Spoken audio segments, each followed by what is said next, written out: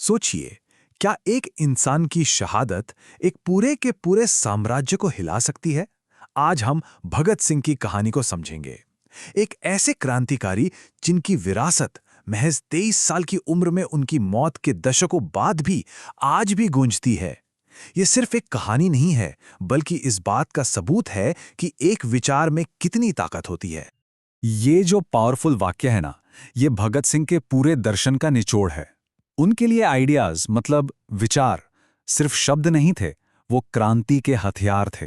उनका मानना था कि शरीर को तो खत्म किया जा सकता है, पर एक समाजवादी और सेक्युलर भारत का जो विचार है, वो एक ऐसी आग है जिसे बुझाया नहीं जा सकता। और यहीं से एक बहुत ही दिलचस्प सवाल उठता है। सोचिए, 2008 के एक पोल में भगत सिंह को सबसे महान भारतीय चुना गया, गांधी जैसे दिग्गजों को भी पीछे छोड़ते हुए। तो सवाल यह है कि लगभग एक सदी पहले शहीद हुआ एक नौजवान आज भी लोगों के दिलों में इतनी मजबूती से कैसे बसा हुआ है। इसका जवाब देखिए, सिर्फ उनके कामों में नहीं, बल्कि उन विचारों की अमर शक्ति में छिपा है जिनके लिए उन्होंने अपनी जान दे दी। तो भगत सिंह एक क्रांतिकारी पैदा नहीं हुए थे, उन्हें औपनिवेशिक भारत की आग में गड़ा गया था। उनका जो रास्ता था ना, वो दमन, मोहभंग और एक अटूट इरादे के पल्लों से बना था। चलिए उन निर्णायक घटनाओं को देखते हैं जिन्होंने एक नौजवान लड़के को एक लीजेंड में बदल दिया। इसकी शुरुआत होती है 1919 में जलियांवाला बाग के उस भयानक हत्याकांड से। सोचिए, एक 12 साल के बच्चे के मन पर क्या असर हुआ होगा। ब्रिटिश शासन की क्रूरता का एक ऐसा जख्म जो कभी नहीं भरा। फिर 1922 में जब गांधी जी ने अचानक असहयोग आंदोलन वापस ले लिया, तो भगत सिंह को लगा जैसे उनके साथ धोखा हुआ है। अहिंसा से उनका भरोसा कह सकते हैं उठ गया था, और बस इसी मोहभंग ने उन्हें सशस्त्र संघर्ष के रास्ते पर धकेल दिया और वो हिंदुस्तान रिपब्लिकन एसोसिएशन का हिस्सा बन गए। अच्छा, अब बात करते हैं उन दो कामों की जो भगत सिंह की विरासत को डिफाइन करते हैं। एक, पुलिस अफसर की हत्या और संसद में एक बम। लेकिन ये सिर्फ हिंसा की घटनाएं नहीं थी, बिल्कुल नहीं। ये एक सोची समझी विचारधारा के साथ दिए गए, कह सकते हैं, ड्रामेटिक स्टेटमेंट्स थे। लाला लाजपत राय की मौत एक शांतिपूर्ण प्रोटेस्ट के दौरान हुए एक बेरहम लाठीचार्ज में। ये वो आखिरी तिनका था जिसने सब कुछ बदल दिया। भगत सिंह और उनके साथियों के लिए ये सिर्फ बदला नहीं था, नहीं, ये एक ऐलान था कि भारतीयों की जान की भी कीमत है और हर जुल्म का जवाब दिया जाएगा। तो सॉन्डर्स की हत्या ब्रिटिश साम्राज्य को भेजा गया एक सीधा साफ संदेश था। लेकिन एक टारगेटेड हत्या की पहुंच तो कुछ ही लोगों तक होती है ना? तो भगत सिंह के सामने एक बड़ी दुविधा थी। एक ऐसे साम्राज्य को अपनी आवाज कैसे सुनाई जाए जो सुनने को तैयार ही नहीं है? उन दीवारों को कैसे तोड़ा जाए जो चुप कराने के लिए ही बनाई गई हैं? उनका जो अगला कदम था, वो इसी सवाल का उनका एक बहुत ही साहसिक जवाब था। सेंट्रल असेंबली में बम फेंकना कोई मिलिट्री अटैक नहीं था। ये एक शानदार पॉलिटिकल थिएटर था। बम जानबूझकर ऐसे बनाए गए थे कि किसी को चोट ना लगे, बस एक जोरदार धमाका हो। लक्ष्य किसी को शारीरिक नुकसान पहुंचाना था ही नहीं, बल्कि एक विचार को आग लगाना था। और फिर भागने की बजाय गिरफ्तारी देकर उन्होंने ये पक्का कर दिया कि उनका मैसेज सिर्फ एक पल के लिए नहीं, बल्कि एक नेशनल डिबेट का सेंटर पॉइंट बनेगा। इनकलाब जिंदाबाद भगत सिंह से पहले ये सिर्फ एक नारा था, उनके बाद ये एक दहाड़ बन गया। एक ऐसी ललकार जो गलियों में, जेलों में और आखिर में फांसी के तख्ते से भी गूंजी। उन्होंने इसे भारत की आजादी की कभी ना दबने वाली इच्छा का प्रतीक बना दिया। और यही वो बात है जो भगत सिंह को उस दौर के कई दूसरे राष्ट्रवादियों से अलग करती है। देखिए, उनके लिए सिर्फ अंग्रेजों को देश से बाहर निकालना काफी नहीं था। उन्होंने अपनी पार्टी के नाम में सोशलिस्ट शब्द जोड़ा, क्योंकि उनका असली मकसद सिर्फ पॉलिटिकल आजादी नहीं, बल्कि एक इकोनॉमिक क्रांति थी। वो एक ऐसा भारत चाहते थे जहां किसानों और मजदूरों का शोषण ना हो। जब हम गांधी और भगत सिंह की तुलना करते हैं, तो आजादी की लड़ाई का एक बहुत ही बुनियादी तनाव सामने आता है। एक तरफ गांधी की अहिंसक और आध्यात्मिक सोच थी, तो दूसरी तरफ भगत सिंह की सेक्युलर और समाजवादी क्रांति की पुकार। दोनों को पूर्ण स्वराज चाहिए था, लेकिन दोनों के सपनों का भारत एक दूसरे से बिल्कुल अलग था।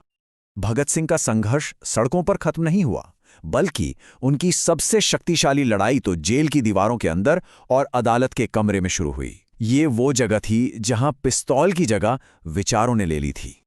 ये जानते हुए कि मुकदमे का नतीजा तो पहले से ही तय है, भगत सिंह ने अपना बचाव करने से ही इनकार कर दिया। इसके बजाय वो खुद प्रोसिक्यूटर बन गए और उन्होंने ब्रिटिश साम्राज्यवाद को ही कटघरे में खड़ा कर दिया। उस वक्त हर अखबार की हेडलाइन, अदालत में दिया गया उनका हर बयान, उनका मैनिफेस्टो बन गया, जो पूरे देश में क्रांति का संदेश फैला रहा था।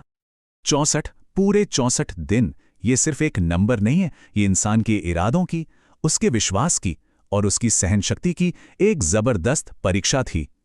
इतने ही दिन चली थी भगत सिंह और उनके साथियों की वो ऐतिहासिक भूख हड़ताल। और उनकी मांगें क्या थीं? कोई पर्सनल आराम नहीं, ये लड़ाई थी सम्मान के लिए।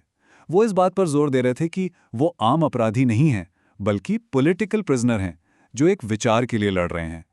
किताबें पढ़ने का अधिकार, इंसानों जैसे हालात, बराबरी, ये सब मांगे उस बड़े संघर्ष का प्रतीक थीं, जो जेल की दीवारों से कहीं ज्यादा बड़ा था। यहां तक कि फांसी का इंतजार करते हुए भी भगत सिंह ने पढ़ना, लिखना और सीखना कभी बंद नहीं किया। उनकी जेल की कोठरी ही उनकी यूनिवर्सिटी बन गई थी। मार्क्स, लेनिन और दुनिया भर के विचारकों को पढ़कर उन्होंने अपने विचारों को और भी धारदार बनाया। उनका शरीर कैद था, पर उनका दिमाग पहले से कहीं ज्यादा आजाद और अंग्रेजों के लिए ज्यादा खतरनाक था। ये जो लाइन है, आलोचना और स्वतंत्र सोच एक क्रांतिकारी के दो अनिवार्य गुण हैं। ये उनके मशहूर निबंध मैं नास्तिक क्यों हूं से है, और ये उनके कैरेक्टर को पूरी तरह से बयान करती है। उनके लिए सच्ची क्रांति का मतलब सिर्फ अंग्रेजों को भगाना नहीं था, बल्कि इसका मतलब था अंधविश्वास, कट्टरता और उन सभी पुरानी सोच को चुनौती देना जो इंसान की तरक्की को रोकती हैं। और अब हम आते हैं इस कहानी के आखिरी लेकिन सबसे शक्तिशाली हिस्से पर।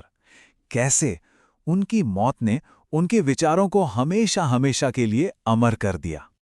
तारीख थी 23 मार्च 1931। इंकलाब जिंदाबाद का नारा लगाते हुए भगत सिंह, सुखदेव और राजगुरु ने फांसी को गले लगा लिया।